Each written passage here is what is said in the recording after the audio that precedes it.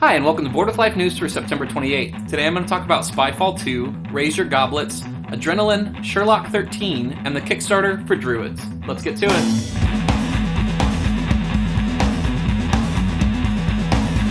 Cryptozoic announced Spyfall 2 is going to be coming out this January.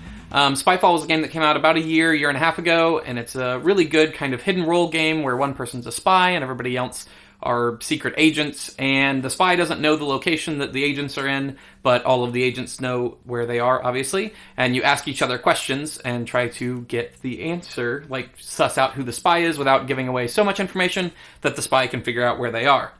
It was one of my favorite party games from a year or so ago. Spyfall 2 is going to expand the game. It's a standalone expansion, so you can add it to Spyfall, or you can play it by itself. It's going to include 20 new locations, and it's going to have the possibility to have 2 spies in one game, which will expand the player count all the way up to 12. It used to be 8, so that's pretty exciting. Raise Your Goblets was announced by Cool Mini or Not, or CMON Come On Games. Someday I'll learn what their new company is actually called, CMON Games. This is a party game for up to 12 players that they're going to release at Essen. In it, basically you're all nobles and you're trying to poison a specific person at the table, and everybody knows what everyone else's target is, and you have plastic cups and you can put either wine, poison, or antidote in the cups, and you have a couple actions where you can kind of do a little cup game where you swap cups around and things like that, and then once somebody raises a toast, everybody gets one more action. So if you think your cup has poison in it, you can swap, or you can put the antidote in, different things like that. So it sounds like a really fun party game. It's some interesting, the cup game mechanic, and it seems like it'll have a lot of moments in it, which are always fun. Czech Games Editions announced that Adrenaline will be coming out at Essen. Adrenaline was a game that, when I was at Origins, I had several people whose board game opinions I respect greatly play a prototype of it, and all of them were trying to get me to play it. They were very taken with it. I didn't get a chance to play it, but I'm excited that it's coming out, so I will have a chance to play it.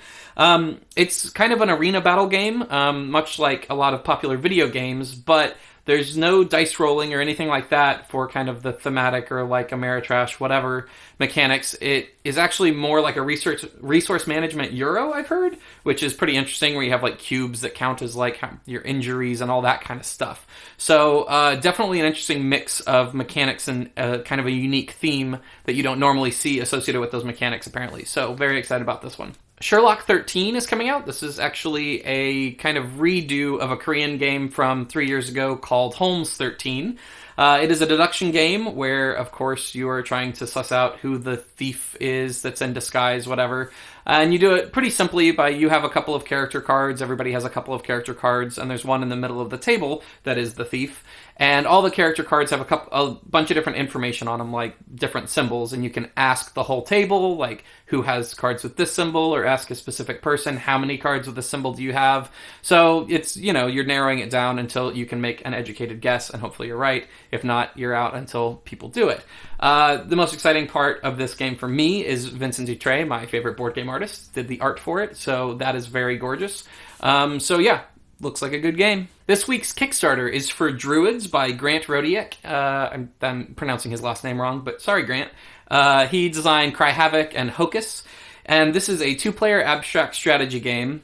It is a really beautiful kind of game. It's all wooden. Every piece is wooden, the board, all the tokens and stuff, and they're etched with different symbols and stuff like that. So really good looking, handmade wooden game, and there are only 200 copies that he's going to be selling. So the Kickstarter is limited to 200. Last I looked, there were only 85 left, so if you're interested in that, you should definitely jump on it. It is $50 right now on Kickstarter. Alright, that's the news for this week. Thanks so much for tuning in. Make sure you subscribe to this channel, and go follow me on social media. I'm at Chris Bryan Games on Twitter and Instagram.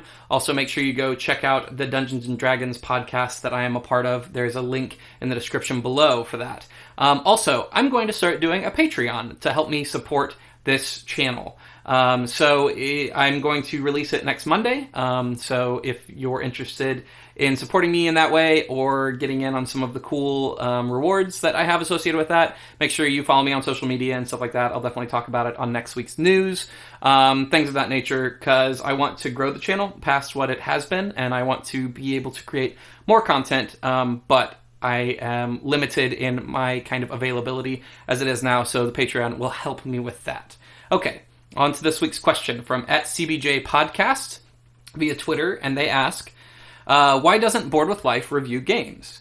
Very early on when we were doing Board with Life, we had planned to review games, but we intentionally did something that other people weren't doing. At the time, especially at the time 3 years ago, the vast majority of people that were producing video content in the board game hobby were reviewing games. That's still true. Most people that are making videos are reviewers. It's a little bit more diverse now, and people even in the review niche have kind of like honed in on specific things. Like I Love Rado runs through, and while he does review games, he's mainly known as a person where you can see a playthrough of a game.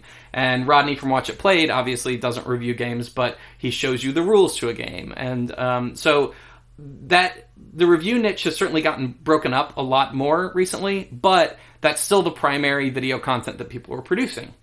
So we had initially planned that, but we just wound up not doing it. We were having fun doing Let's Plays, all sorts of different stuff. And now we've kind of gotten really ingrained in the board game community. It's very difficult to be a reviewer, an unbiased reviewer in the board game community because it's so small, and I'm friends with most of the people I would be reviewing their games. I think that there's generally a positive bias in board game media, which is okay. It's knowing your reviewers' tastes and knowing what they like and things of that nature certainly helps to kind of combat that, where even if they say they really like a game, and I'm not saying they're lying, but if they say they really like a game, if you can kind of watch the review and figure out if you'll like it or not.